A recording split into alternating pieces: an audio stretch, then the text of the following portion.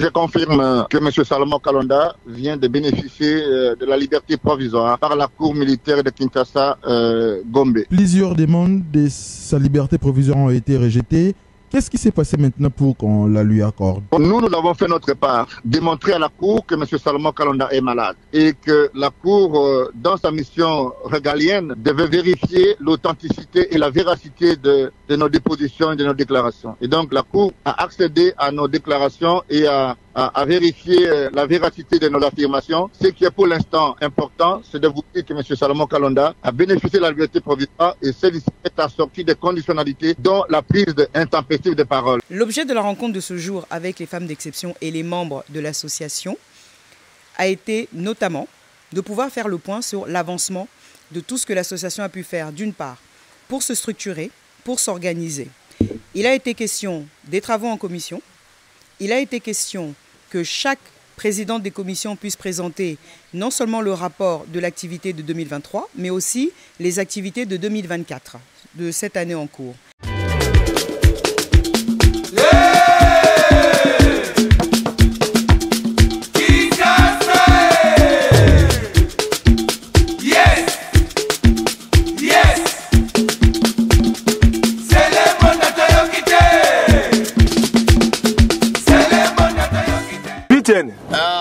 Omeli boni ne sali oboye. Na meli zododo. Omeli zododo putain. Na mela ngo. Omela ngo.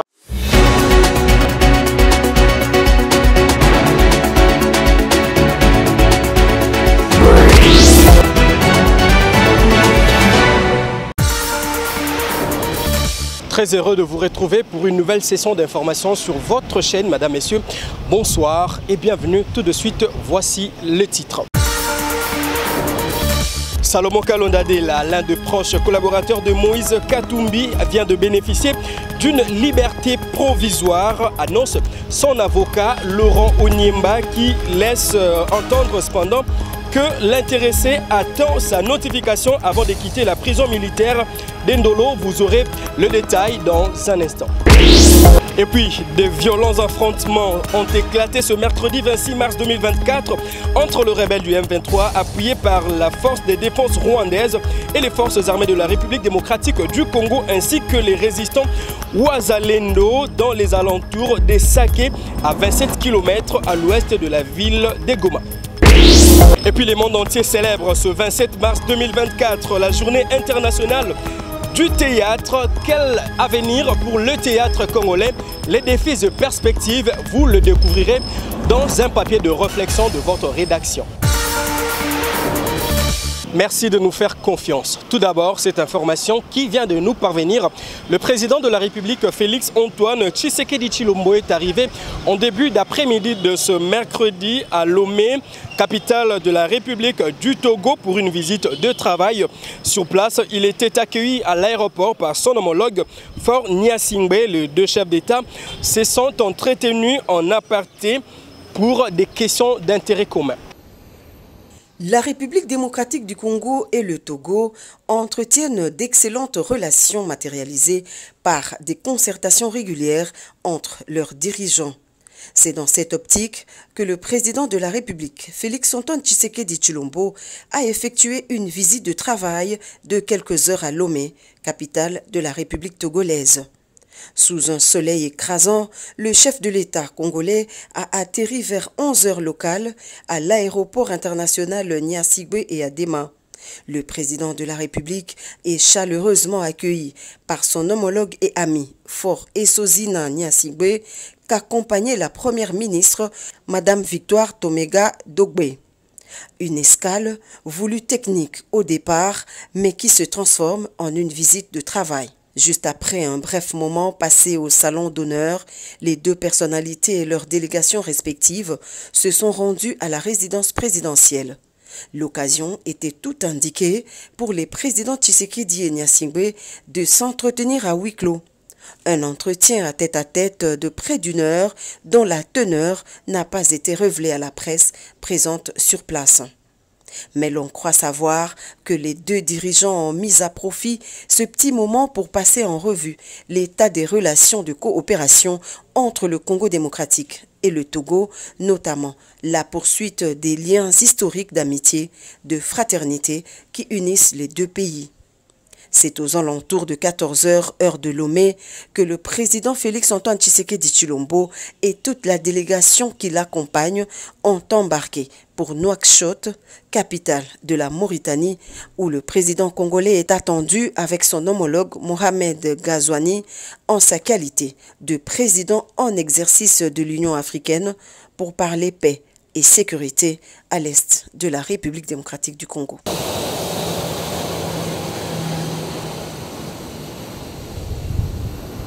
Et puis, avant cela, et à quelques jours de la clôture du mois de la femme, le président de la République, Félix-Antoine Tshisekedi Tshilombo, s'est entretenu avec la délégation des femmes d'exception conduite par Madame Lydie Omanga. Ces échanges ont porté sur l'état d'avancement de cette association qui regroupe les femmes.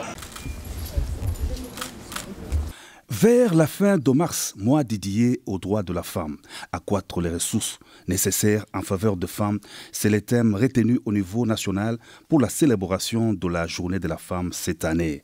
Champion de la masculinité positive, le président de la République Félix-Antoine Tshisekedi Tshilombo a une fois de plus échangé en ce mois de mars 2024 avec les femmes d'exception représentant toutes les catégories socio-professionnelles de la femme congolaise. La rencontre de ces jours a permis de faire le bilan de leurs activités et d'envisager les activités prioritaires de l'an 2024. Madame Lydie Omanga, présidente de l'association de femmes d'exception, précise. L'objet de la rencontre de ce jour avec les femmes d'exception et les membres de l'association a été notamment de pouvoir faire le point sur l'avancement de tout ce que l'association a pu faire, d'une part, pour se structurer, pour s'organiser. Il a été question des travaux en commission. Il a été question que chaque président des commissions puisse présenter non seulement le rapport de l'activité de 2023, mais aussi les activités de 2024, de cette année en cours. Par ailleurs, nous avons aussi insisté pour que le chef de l'État puisse encore une fois, c'est vrai, entendre le plaidoyer que nous avons porté, que ce soit pour l'égalité, pour la parité, mais aussi pour la promotion des femmes à des fonctions de responsabilité, mais aussi pour qu'on puisse avoir aussi une sensibilisation des hommes à la masculinité positive. Parce que c'est vrai que vous n'êtes pas sans savoir que le chef de l'État est un champion Iforchi, qu'il est aussi champion de la masculinité positive. Mais ce que nous devons maintenant faire, c'est faire en sorte que ce que le chef de l'État est, que nous puissions aussi avoir de plus en plus de Congolais masculins qui puissent eux aussi non seulement comprendre ce concept, mais aussi l'appliquer. Que ce soit les responsables des entreprises, que ce soit les ministres, que ce soit dans toutes les couches de la société, même au niveau des chefs coutumiers, parce que c'est ainsi que nous allons pouvoir arriver à un changement non seulement des mentalités, mais aussi de la perception de la femme, du respect qu'on doit lui accorder. Aujourd'hui, le chef de l'État nous a rappelé comment est-ce qu'il lui tenait à cœur que nous puissions, à travers le travail que nous sommes en train de faire, pouvoir, si possible, mais nous allons tout faire pour y arriver, renverser les antivaleurs. Parce qu'effectivement, de ce qu'il a observé, les femmes sont plus à même de pouvoir apporter plus de considération, plus de respect, plus de probité. Et il veut vraiment qu'il y ait de plus en plus de femmes qui puissent prendre la tête, non seulement des entreprises, mais aussi au niveau du gouvernement à des fonctions qui puissent être, pourquoi pas, régaliennes, pour que nous puissions être, comme il dit, des femmes miroirs. Les rencontres ont connu une évolution avec comme objectif de présenter au chef de l'État le profil des femmes inspirantes, relever les difficultés qu'elles rencontrent dans le quotidien de leurs actions de management afin d'aboutir à une société inclusive, a dit Lydie Omanga, qui a aussi relevé des résultats obtenus grâce au leadership du champion de la masculinité positive. De 17%, l'on est passé à 28% des femmes au sein du gouvernement et des promotions des femmes sont aussi enregistrées au sein des entreprises publiques de l'État. Parlons formation du gouvernement, fin des consultations de la seconde série entreprise par les formateurs du gouvernement. L'honorable Augustin Kabouya, c'était hier, mardi 26 mars, c'est avec la délégation du MLC et alliée conduite par le vice-premier ministre en charge de la défense nationale, Jean-Pierre Bemba Gombo, que l'informateur Augustin Kabouya a mis un terme aux consultations deuxième de la série, des partis politiques et regroupements de la majorité parlementaire qu'il avait amorcé en date du 19 mars 2024. Il y a cependant lieu de souligner que tous les membres de la majorité parlementaire qui s'étaient signalés lors de premières consultations ont tous répondu présents aux échanges d'Augustin Kabouya, conformément au schéma qui lui a été tracé par les chefs de l'État Félix Tshisekedi Tshilombo, dont les rapports sera incessamment déposé à la présidence. Et puisqu'on parle de l'informateur, Augustin Kabouya était reçu en audience par sa divinité Simon Kimbangu Kiangani, chef spirituel des Kimbanguistes. Sur place, il a sollicité la prière de sa sainteté pour la paix à l'est de la République démocratique du Congo, mais surtout pour le président de la République, première institution du pays.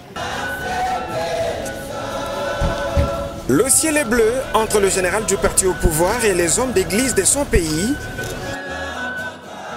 Loin de son bureau de l'informateur, Augustin Kabouya est venu rendre une visite de courtoisie à Simon Kimbangu Kiangani, chef spirituel de l'église kimbanguiste.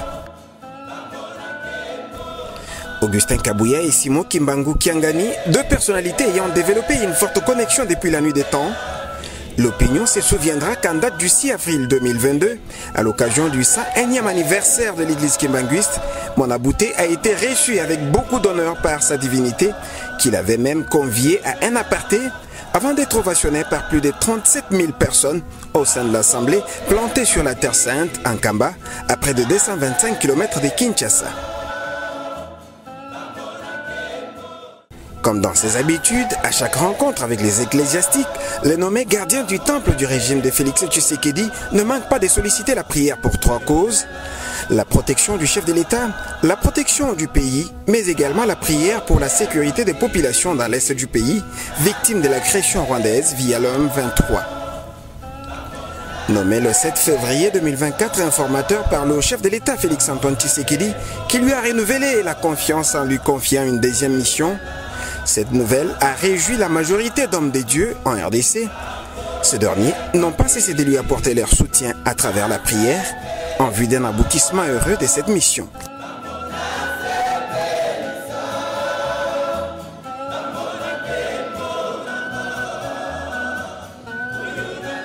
Et puis comme annoncé au sommaire de cette session d'information, mesdames, messieurs, le conseil spécial de Moïse Katumbi, Salomon Kalonda Ididela, dit Salomon Escadela, bénéficie désormais d'une liberté provisoire assortie de quelques conditions. Cependant, l'intéressé attend d'être notifié par la cour militaire avant sa libération de la prison centrale, plutôt de la prison militaire d'Endolo.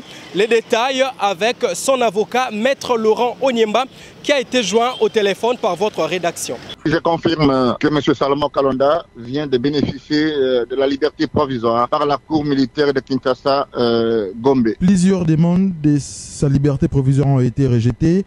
Qu'est-ce qui s'est passé maintenant pour qu'on la lui accorde? Nous avons fait notre part, démontrer à la Cour que M. Salomon Kalonda est malade et que la Cour, dans sa mission régalienne, devait vérifier l'authenticité et la véracité de nos dépositions et de nos déclarations. Et donc la Cour a accédé à nos déclarations et à vérifier la véracité de nos affirmations. Ce qui est pour l'instant important, c'est de vous dire que M. Salomon Kalonda a bénéficié de la liberté provisoire et celle-ci est assortie de conditionnalités, dont la prise intempestive de parole. Et donc, pour l'instant, nous ne pouvons que vous dire cela. Nous allons vous revenir dans 24 heures ou 48 heures pour la suite quant au mécanisme de la mise en exécution de cette décision. Il est donc libre de tous ses mouvements. Parce que la Cour l'a prononcé, il est libre de tout mouvement, que pour l'instant nous attendons qu'il soit notifié. Après notification, qu'est-ce qui va se passer après? On fera quoi des accusations mises à sa charge? Écoutez, la Cour a envoyé l'affaire à 3 mois, soit au 3 juillet pour l'examen au fond. Ce qui nous intéresse pour l'instant, c'est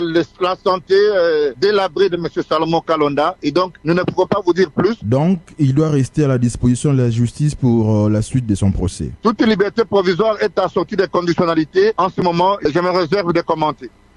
Maître Laurent Onyemba, avocat Et puis, des scènes de liesse spontanée ont été enregistrées dans les différents bureaux fédéraux du parti politique Ensemble pour la République de Moïse Katumbi, particulièrement dans la ville de Kindu, en province du Maniema, qui est le fief même de Salomon Kalonda Dela. Suivez plutôt cette vidéo sans commentaire.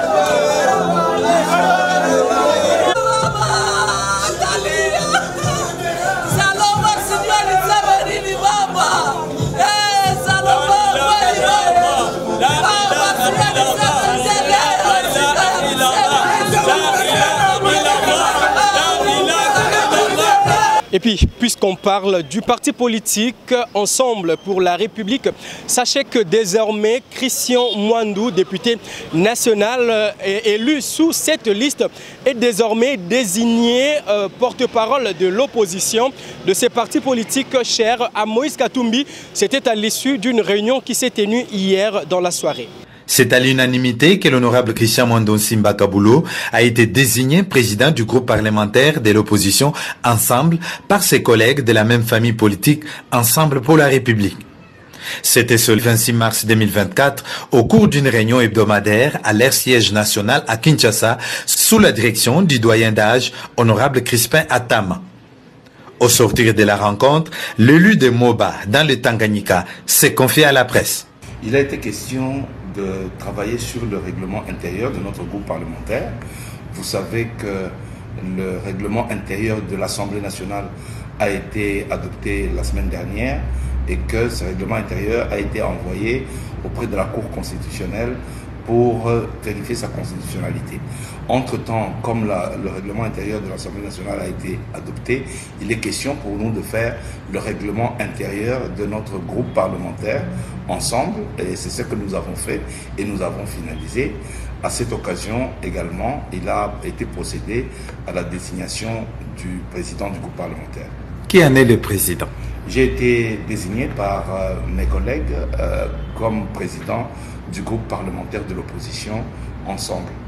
À l'occasion, l'honorable Christian Mwandou a donné les objectifs de ces groupes parlementaires et de ce qu'il doit nécessairement faire à la Chambre basse du Parlement et donner une certaine assurance à ses collègues. Je crois que le groupe parlementaire a comme objectif d'abord de maintenir la flamme de la population parce que nous sommes quand même les véritables élus, sans contestation, et d'essayer de maintenir le cap pour que l'opposition, la contradiction continue à être présent. Nous serons également les gendarmes des citoyens, les gendarmes de la population auprès du gouvernement et auprès du bureau de l'Assemblée nationale, de manière à ce que tout ce qui est attendu par la population soit rappelé constamment aux gestionnaires, aux gens qui sont au pouvoir, de manière à ce que, tant soit peu, le pays puisse rester sur de bons rails.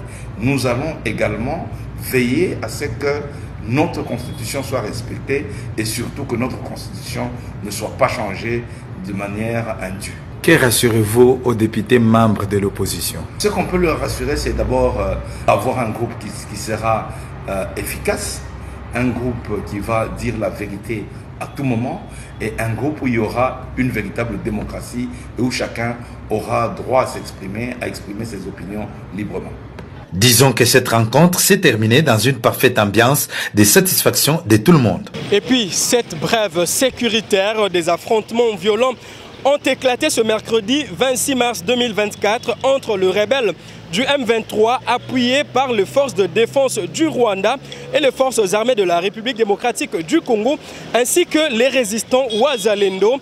Les combats se déroulent dans les collines surplombant la cité de Saké à 27 km à l'ouest de la ville touristique de Goma. Nous sommes là dans la province du Nord Kivu. Des sources rapportent que des échanges de tirs nourris incluant des armes lourdes et légères dans les zones de Muranga, Vunano et Rutobogo à environ 2 km de la cité de Saké.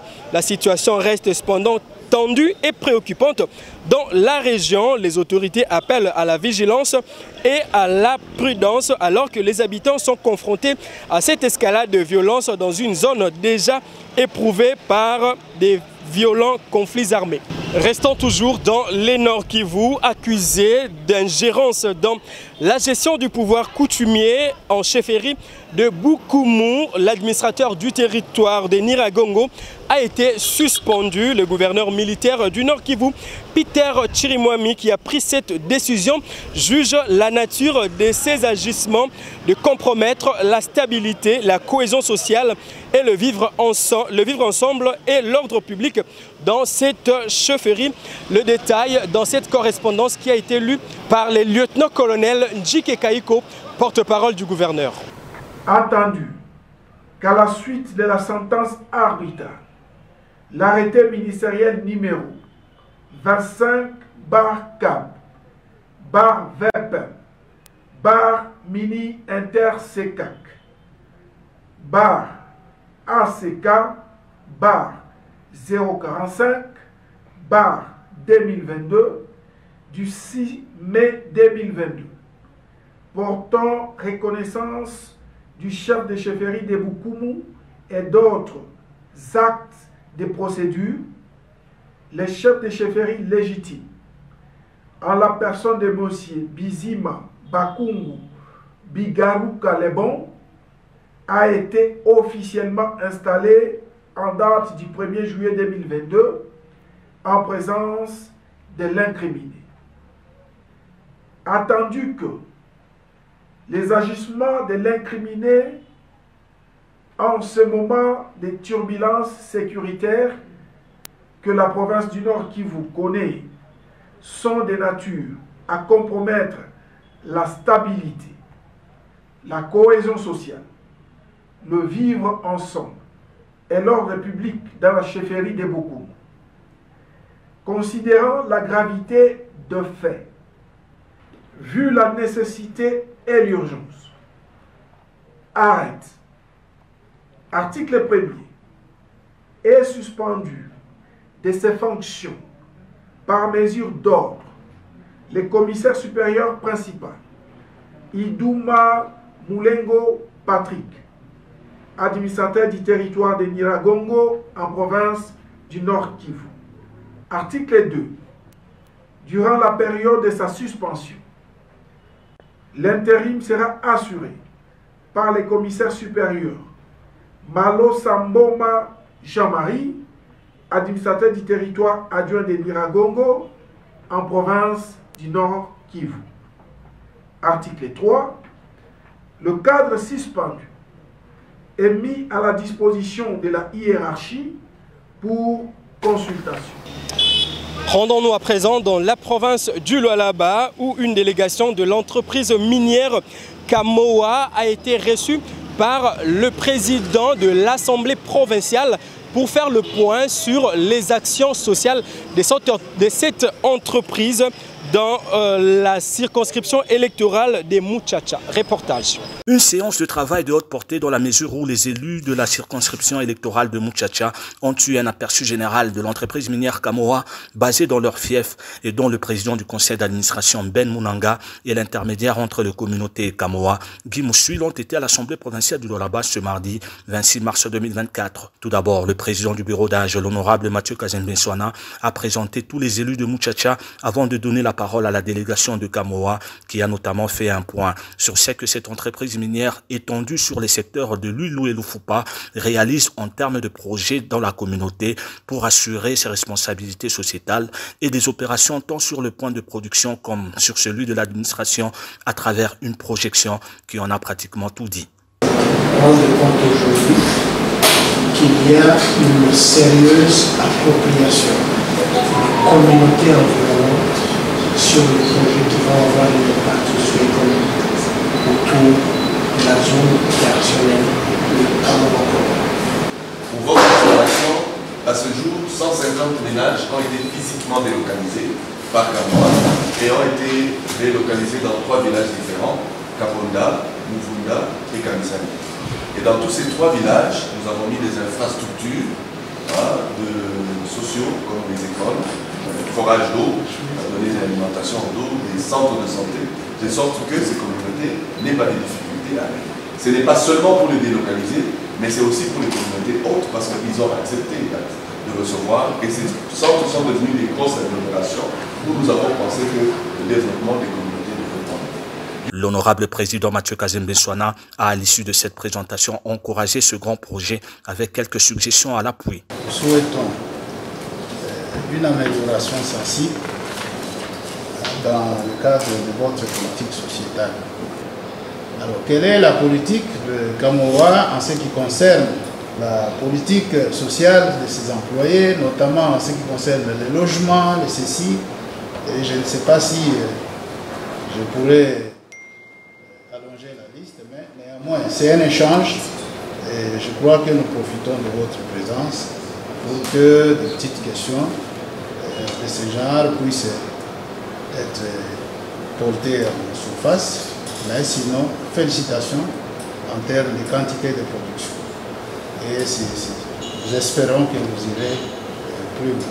Cette séance de travail à laquelle a pris part la commissaire du genre et famille Nathalie Ngandou rentre dans le cadre du forum de développement de Kamoa avec les parties prenantes à son étape de l'Assemblée provinciale du Lualaba, où les élus de Muchacha ont orienté leurs préoccupations vers la responsabilité de cette entreprise face à leurs électeurs qui en sont impactés. Toujours dans le Lualaba, la construction de la nouvelle université moderne de Kolwezi avance à pas de géant.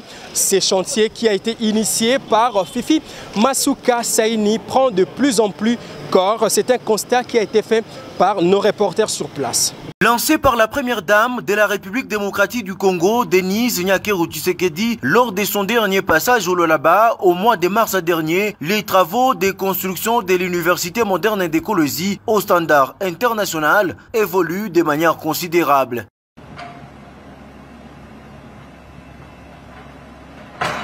4 bâtiments qui abriteront les homes des étudiants sont déjà sortis des terres. Selon les superviseurs de ces chantiers, chaque home sera composé d'une 50aine de chambres et devra accueillir plus ou moins 184 étudiants. L'heure est donc aux travaux de finissage.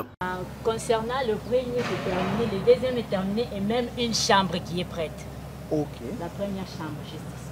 Okay. Elle est déjà prête à l'intérieur.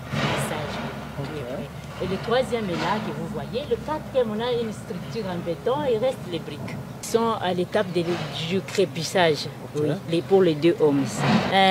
Dans lequel il y aura un 184 étudiants par homme.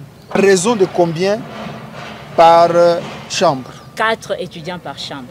L'entreprise à pied d'œuvre procède également à la pose de la fondation pour les 5 blocs des auditoires modernes avec une capacité de 200 étudiants par auditoire, une bibliothèque, des laboratoires et bien d'autres compartiments. L'honorable Fifi Masuka Saini ne lésine pas sur les moyens afin de permettre à cette entreprise de terminer ses travaux dans les délais impartis. En initiant ces projets, Fifi Masuka Saini veut doter les étudiants lualabais des infrastructures viables pour une formation adéquate conformément à la vision du président de la République, Félix Tshisekedi Tshilombo, qui veut voir émerger une classe d'élite des jeunes du Congo-Kinshasa. Et puis, dans la province de la Lomami, une délégation du projet Prise a été reçue en audience par le gouverneur intérimaire Jean-Claude Lubamba pour faire le point sur le projet de construction du petit marché de Moudingaï situé dans la ville de Cabinda. Reportage. Il était question de la remise des sites dans l'intendant de la ville de Cabinda, à Pengue et à Moulemaï. Nous sommes venus présenter les sécurités à l'autorité avant d'aller mener ces actions. Sur place à Cabinda, il y a le site du marché Moudingaï qu'on doit construire. Et en dehors de Cabinda, nous allons à Moulemaï, où nous devons construire un centre de santé, une école et un marché. Et 2 pavillons, nous allons construire 4 dépôts, 3 bureaux. Nous allons doter le marché d'un moulin. Nous allons construire un abattoir et nous allons construire aussi une poubelle où les mamans, les marchands devront jeter les débuts. Les travaux, nous sommes venus à ma droite, il y a l'ingénieur Mathurin qui a gagné le marché. Dès que les formalités administratives seront finies, il va provisionner les chantiers et nous pensons que dans le plus tôt possible les travaux vont être dans un mois. Oui, c'est pourquoi nous sommes venus voir l'autorité. Ils doivent être délocalisés. Donc on va les trouver un site où ils peuvent attendre en attendant qu'ils puissent rentrer sur le site. Je l'avais dit dans les titres, le monde entier célèbre ce 27 mars 2024 la journée internationale du théâtre en République démocratique du Congo. Quel est l'état des lieux de cet art? Quels sont les défis et les perspectives? Tentative de réponse dans cette réflexion de votre rédaction.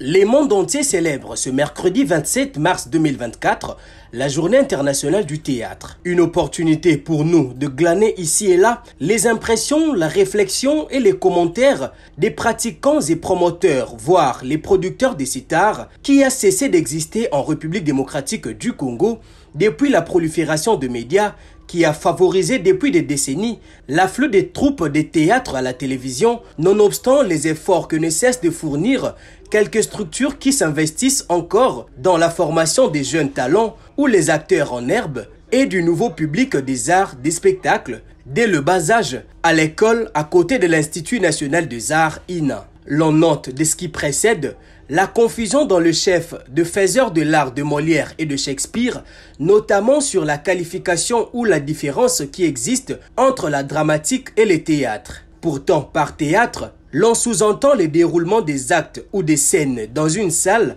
ou entre 4 murs. La présence de la caméra et les changements des décors nous renvoient directement au cinéma. Il existe dans ce pays les salles de théâtre et de cinéma construites et léguées par les missionnaires catholiques et protestants qui servent des carrefours d'échange et de partage entre les élites. Ces dernières ont été victimes du séisme de la zaïrianisation. Pendant qu'aujourd'hui ces salles se vident au détriment de petits et grands écrans, le pays perd des capitaux et ses talents au solde également des exploitants étrangers qui subtilisent des ressources humaines congolaises, profitant de la faiblesse du décideur politique pour imposer leur culture au fil du temps sur la nôtre en détruisant à petit feu les systèmes éducatifs et culturels. Encore avec un budget avoisinant 0,001%, point n'est besoin de penser de développer les milieux vitaux de population, d'où il est difficile d'accroître les revenus et bien vendre l'image du pays à l'aide des talents qui pilulent dans l'univers artistique et culturel, qui certains parmi eux se servent de lèche-bottes des exploitants ou des tenanciers des espaces culturels à travers notre pays qui règnent en maître. Pourtant, sait-on bien, la culture élève l'homme et transforme une communauté donnée. De ce fait, il y a lieu de se poser ici, ces jours, la question de savoir sur ce que reste de la culture dans ce pays après avoir fait un état des lieux. L'on se rend compte à l'immédiat, à la lumière de ce qui précède, la responsabilité criminelle des uns et des autres, la dépréciation des us et coutumes, en compromettant ainsi l'avenir de tout un peuple et de son identité. Plus de peur que de mal, les Congolais en général et la jeunesse en particulier se retrouvent sans cadre ou espace de jeux et de loisirs. Ils vivent dans la vétusté des outils des infrastructures culturelles, la déperdition scolaire et académique, la fuite des cerveaux et des capitaux, les dénigrements par quelques institutions étrangères des prestataires des services culturels au pays, puisque semble-t-il, l'État a failli à sa mission. Ce sont là, au nombre de mots qui rongent l'espace culturel, aujourd'hui au pays de Kimbangu, à l'heure du rendez-vous du donner et du recevoir. À cela, s'ajoutent les pertes en vies humaines causées par l'inadaptation des autorités appelées à soutenir la culture pour la survie des acteurs et des institutions culturelles du pays. Malheureusement, les réalités ne sont pas de nature à favoriser le développement du secteur de la culture. Voilà, c'est par cette page culturelle que nous mettons un point final à cette session d'information. Mais avant de nous quitter, prenons le rappel de titre. Salomon Kalonda Dela, proche collaborateur de Moïse Katumbi, vient de bénéficier d'une liberté provisoire assortie de quelques conditions. L'intéressé attend d'être notifié par la cour militaire pour quitter la prison militaire d'Ondolo. Vous avez eu le précision avec son avocat Laurent Onyemba. Et puis des violents affrontements ont été signalés ce mercredi 27 mars 2024 entre le M23 appuyé par l'armée rwandaise et les forces armées de la République démocratique du Congo dans les collines surplombant la cité de Saké à 27 km à l'ouest de la ville touristique de Goma. Et puis l'humanité célèbre ce 27 mars 2024 la journée internationale du théâtre. Quels sont les défis, les perspectives d'avenir pour le théâtre congolais? Vous avez eu les éléments dans un papier de réflexion réalisé par votre rédaction. Voilà, c'en est fini pour ce soir. Merci pour votre attention soutenue. Merci également à Aristote Nobelé qui a réalisé cette édition sous la supervision de Richard Mayassi. Prenez rendez-vous avec nous pour le prochain numéro.